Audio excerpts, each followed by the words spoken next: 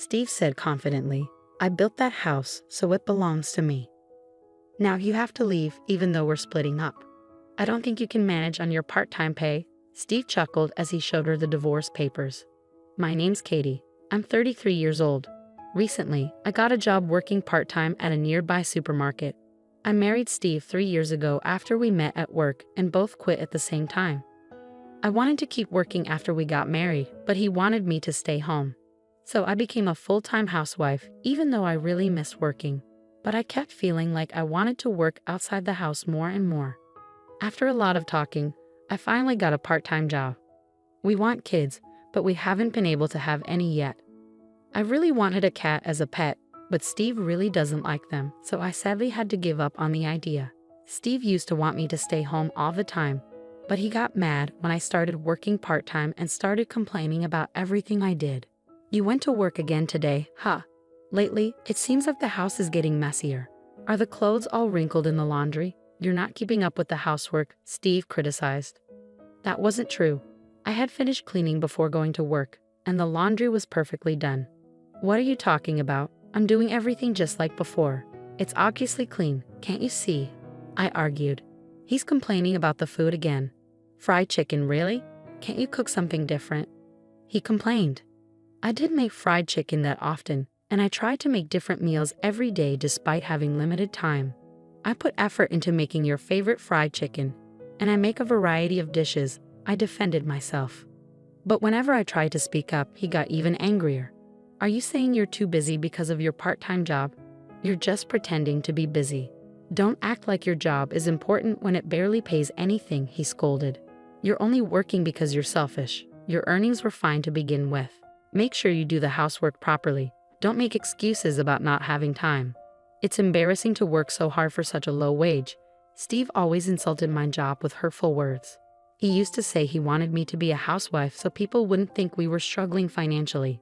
But he constantly belittled my part-time job, bragging about how he made enough money that we didn't need to worry about expenses. Being constantly insulted for my work with such cruel words was unbearable. Every day, his words made me furious. One day, we decided to go visit Steve's parents' house, where we hadn't been in a while. Even though I had been annoyed with Steve for a long time, I was glad to get out of the house for a change. I didn't know what would happen when we got to his parents' house. After driving for a few hours, we got to Steve's parents' house. His mom, who lived alone, welcomed us with a smile. After dinner, which she cooked, Steve went out to play slot machines. While washing dishes with my mother-in-law, her mood changed. She wasn't as calm as before, and her face looked serious. As I made coffee, wondering what was wrong, we sat on the sofa, and she started talking. "Katie, according to Steve, you're working part-time. Why do you need to work when he has a good job? Also, he says you're not keeping up with the housework because you're too busy with your job," she said. I was taken aback by her sudden words. "No, that's not true. I'm handling everything just fine," I responded. My mother-in-law acted surprised, saying, "Oh, I've heard from Steve about how bad you are at housework. There's no point in lying. He's been dealing with this alone. He's exhausted from work, and it's sad that he has to come home to a messy house. You're not cooking proper meals, are you? Quit that part-time job. Your workplace won't miss you. They can find someone else. Your job is to take care of the house, okay? Focus on the house and support Steve properly from now on. Don't embarrass yourself as Steve's wife." My mother-in-law has traditional beliefs, thinking a wife should stay home. She got married right after school and never worked, always being a full-time housewife. Steve also grew up believing that's how a wife should be. That's why they both don't like the idea of me working outside. But my mother-in-law's words were too harsh. She not only dismissed my job. Those hurtful words really got to me. I was putting in so much effort at my part-time job, and everyone there was supportive and kind. It was a positive atmosphere, and I felt appreciated and relied upon. It broke my heart to hear myself talked about like I was useless, especially when my mother-in-law didn't even know anything about my job. And finding out that Steve had been saying bad things about me behind my back, despite me taking care of our home, was a shock. I was actually working harder than ever to make sure everything was in order, even with my part-time job. I knew Steve's job was tough, so I was doing my best to help out. But hearing him and his mother gossiping about me on the phone was hard to swallow. I didn't want to believe it. After hearing such awful things, I felt really down for a few days. But then, I remembered my father's face. Since my mother passed away, he'd been living alone in our family home. He lived a bit far from me, and I hadn't visited him recently because I'd been busy. I needed to hear his voice, so I called him. Usually he picks up right away, but that day, it rang for a long time. Just as I started to worry, he finally answered. "Katie, it's been a while. Are you well?" Hearing my father's calm voice, I felt a wave of relief, and tears began to flow. "What happened?" "It took you a long time to pick up the phone." "If you're busy, I can call back later," I said. "No, I'm sorry. I recently fell down the stairs and hurt my back. I can't move around much now, but don't worry about me. I'll be okay soon." "By the way, what's going on?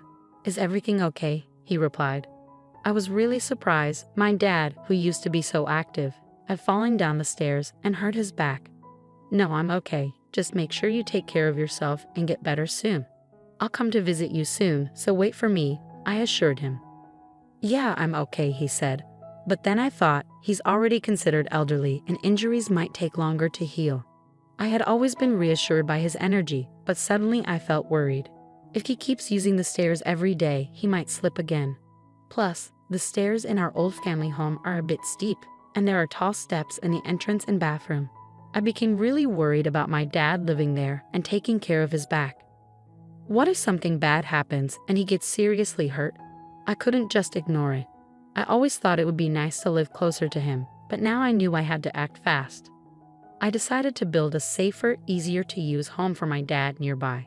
I had some money from managing apartments that my grandfather left me. Originally, it was meant for my dad, but he put it in my name just in case. He told me to keep it quiet from my husband. I had saved all the rent money until now. I wanted to use that money to build a new house for my dad.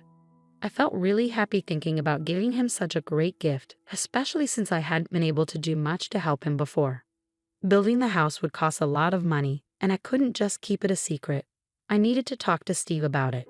I was nervous he might not agree and might get upset, but instead he said, "I understand. It makes sense to get him a new house, especially considering his age. If you think you can handle it, go for it.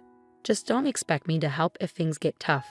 He insulted me again, which made me angry, but arguing would only make things worse. So I decided not to argue back this time. It made things simpler for me. I immediately started looking for a good contractor and began the process of building the new house. But it seemed like Steve wasn't happy with the idea of me actually going through with it. He didn't say anything, so I tried not to pay too much attention to it, but he usually wasn't the type to keep quiet. One day, I was shocked when I went to the bank to take out money for groceries. $3,000 was missing from our living expenses, all taken out at once. I couldn't remember spending such a big amount of money. There was only one person who could have done this. It was hard to believe that Steve would take the money without asking, but it was clear that the money was gone. That night, I confronted him. When I went to the bank today, I saw that $3,000 was taken out from our living expenses. "Do you know anything about this?" I asked. Steve arrogantly replied, "I gave it to my mother. You said you were going to build a house, so you must have been saving up somewhere, right? $3,000 isn't a big deal." I couldn't believe what I was hearing. "Why did you give her money? Your mother isn't exactly struggling, is she? And that's our living expenses. It's not fair to give away such a big amount without even talking to me about it," I argued. He snapped back. "What do you know about my mother? She said she needed help. What's wrong with a son helping his mother? Plus, that money was earned by me. How I use it is none of your business. If it bothers you, try earning as much as I do with your part-time job. You can't say anything now, can you? Don't ever complain about what I do again." After shouting at me, he stormed out of the room.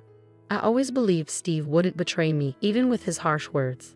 It would have been better if he had talked to me about it. Maybe there could have been a better way to help his mother without causing this argument. Did he think I'd say no, or did he not trust me? Instead of our marriage making us closer, it felt like we were growing apart. Steve didn't see anything wrong with using the money without asking. The next day, he acted like nothing happened and went to work after breakfast. I didn't say more because I didn't want another fight, but I couldn't shake this uneasy feeling. Meanwhile, the new house was finally done. Despite the business, the construction company was really helpful, and I managed to build a beautiful house. I asked my dad to pack some of his things, but I didn't want him to strain himself, so I hired movers to handle it all for him. With just 2 weeks left until moving day, I was filled with joy thinking about how I could do something special for my dad in the house I had built.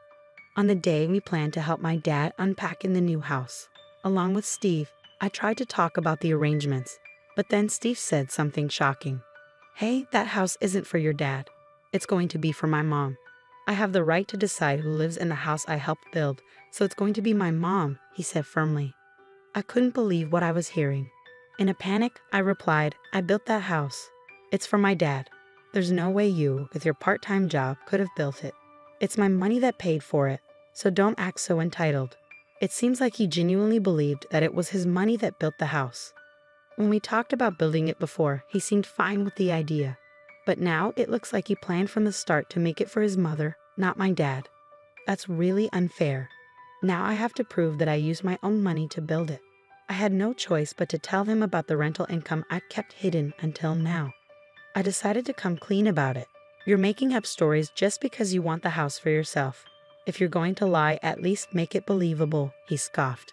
He didn't believe me at all and stormed off somewhere. I was at a loss, but I had to make him understand. While waiting for him to return, he came back looking incredibly angry and then said, "You tried to trick me, saying you built that house. You're a liar. That house is mine because I helped build it. You need to leave, even if we break up. I don't think you can survive on your part-time salary." I was speechless at the sudden turn of events. That house was built with my hard work, and being told to leave so abruptly was too much. "Sign this and get out tonight," he laughed as he slammed divorce papers on the table and headed to his room. His part was already filled out. After constantly putting me down, presenting the divorce papers like that was the lowest he could go. He must have done this awful thing to make me feel hopeless. Maybe he thought bringing up divorce would make me cave in and let his mother live in the house. But little did he know, I had enough money to live on my own without him. This was the final straw for me. I signed the papers and submitted them, then quickly packed my bags and left for my dad's house. My dad was surprised to see me arriving with so much luggage all of a sudden, but he warmly welcomed me in. After I explained everything that had happened, he patted my back and said, "You've been through a lot. You can stay with me in the new house." That would make me happy. Moving day came and everything went smoothly because I was there. We successfully moved in without any issues. I found it a bit strange that my ex-husband hadn't reached out after causing such a scene, claiming the house was his. But I tried not to worry about it because I didn't want to think about someone I was divorced from. A few days after settling into our new home with my father, something unbelievable happened. There was a commotion outside, and when I looked out the window, I saw a big moving truck parked outside, claiming they were moving into our house. I rushed outside to talk to the movers and figure out what was going on. It turned out that the customer was actually my ex-husband, and he was planning to move in with his mother. They wanted to forcefully take over the house where my father and I were already living. Since we were divorced, he was basically a stranger to me now, and it would be a big problem if they just showed up like that. I felt a chilling kind of fear about my ex-husband's aggressive intentions. I explained the situation to the confused movers and asked them to stop their work. Then I talked to my father and quickly called the police. When I told the police what was happening, they confirmed that the house was my property. Since my ex-husband and I were divorced, he had no right to live there, and entering against my will could be considered trespassing. Soon, my ex-husband and his mother arrived. When they saw the police, they started to panic. It finally dawned on him that I was the one who built the house. But with his mother freaking out beside him and the police bombarding him with questions, he lost his cool and yelled, "What's going on? Why can't I live in this house?" Looking at him, I realized I was done dealing with such a person. But to protect my father and myself, I handed over the final piece of evidence to the police. Although the situation calmed down thanks to their intervention, I later heard that my ex-husband faced serious consequences. He was so serious about living in the house that he canceled his apartment lease and even sold his mother's house, leaving him with no place to go. With a breach of contract fee demanded by the movers and a truckload of belongings, he found himself stranded on the street with his mother. The final piece of evidence I gave to the police was footage of the verbal abuse, essentially domestic violence, that my ex-husband subjected me to. Unable to endure his abusive language any longer, I had installed surveillance cameras to record everything.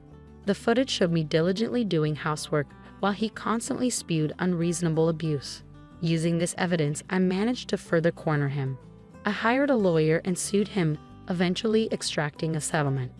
The expenses from the moving chaos and the settlement depleted the money he got from selling his mother's house and his own savings.